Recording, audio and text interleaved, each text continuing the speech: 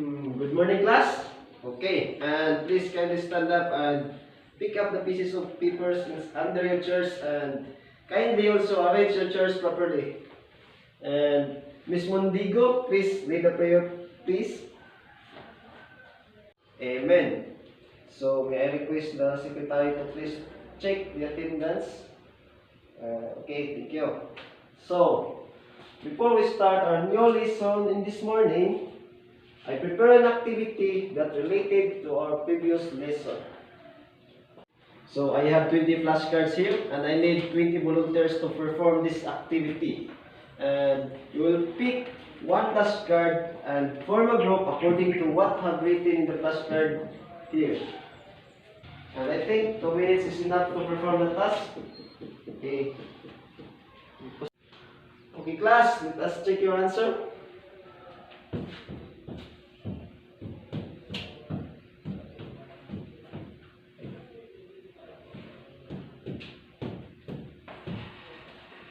Okay, I think everybody got the correct answer, so clap your hands.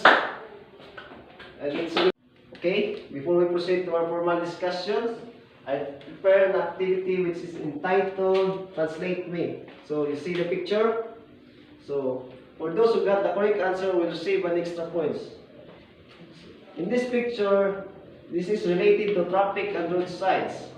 And the only thing you will do is to translate what is the picture says about. So, anyone who will try to answer this picture? This is related to traffic and road signs. That is the first clue. Okay, Paula, what is your answer? Crossroad ahead? Okay, very good. You got the correct answer. So you have an extra points for me. Next, this picture. Okay, Jubier. You don't want to answer. So Paula again? No, another person. I need another person to answer. Okay, Mondigo. No turn right. Okay, correct. So I had next. What is this picture says? Okay, Abrenica. Okay. Gikana. Okay. No turn left. Very good. You got the correct answer. And okay, this is the last picture. Who will answer? Who have an idea?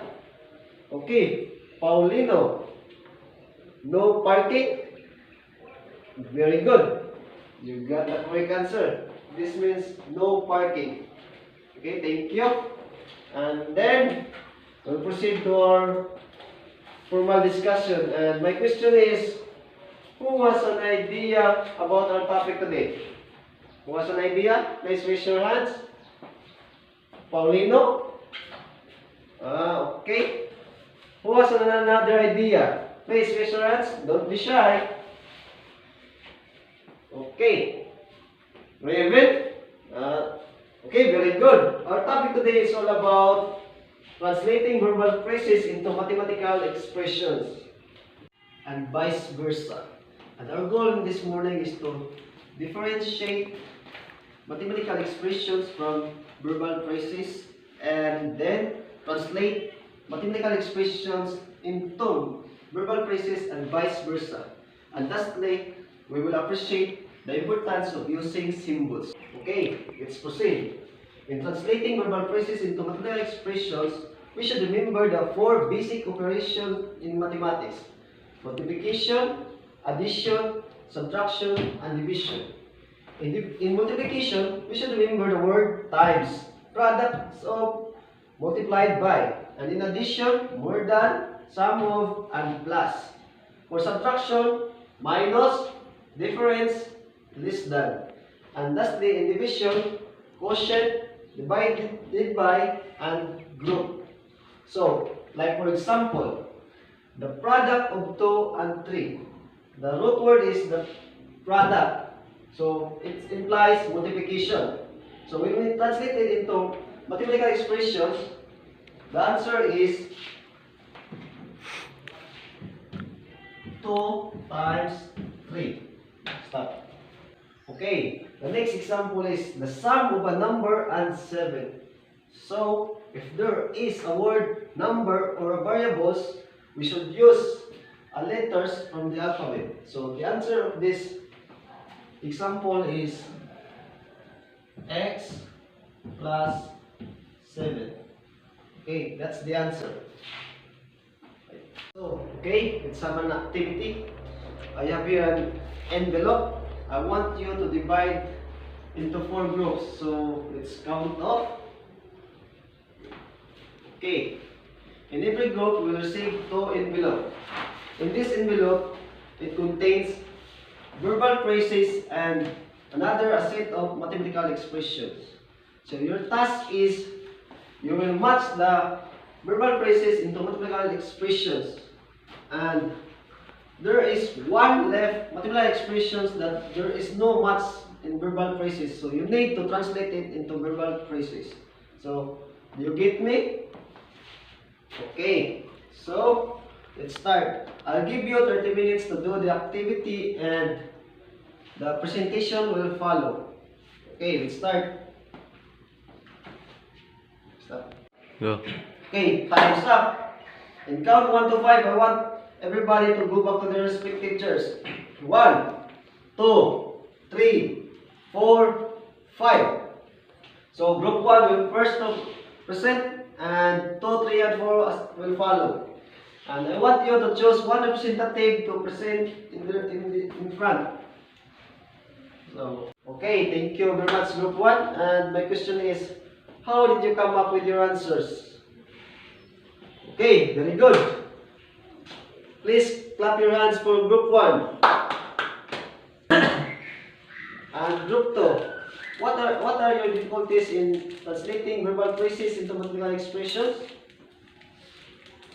Okay, thank you very much for your answer, and please clap your hands for group 2. And then group 3. Okay, thank you very much. My question is, okay, group 3. In how many ways we can translate mathematical expressions? Okay, very good. That's great. Let's give a hand to group 3.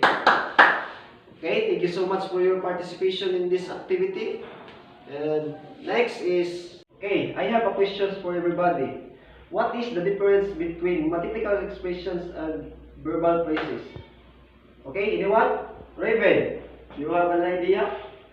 Okay, how about Paulino? Okay, thank you. That's right.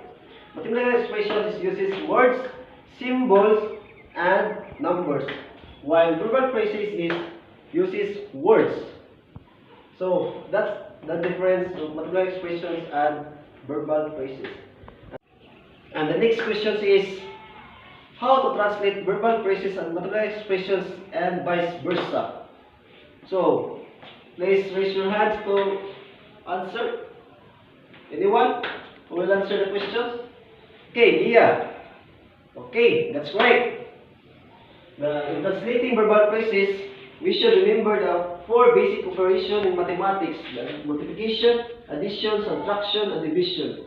When we say in multiplication, we should remember the word times, product of, multiply. Also in addition, subtraction, division. This is what we discussed before. And in translating mathematical expression, okay class, since you understand our topic this morning, I want you to get 1 half sheet of paper and answer this activity written in the board. So I give you 20 minutes to answer. And after that, okay class, time is up. Please pass your papers in the center aisle. And before we end this class, I prepare an assignment. In 1 whole sheet of paper, you express how you feel about working with translating a verbal phrase into mathematical expression and vice versa. By drawing picture, no words to draw, a picture only. Okay, thank you for your participation in our discussion this morning. Goodbye class.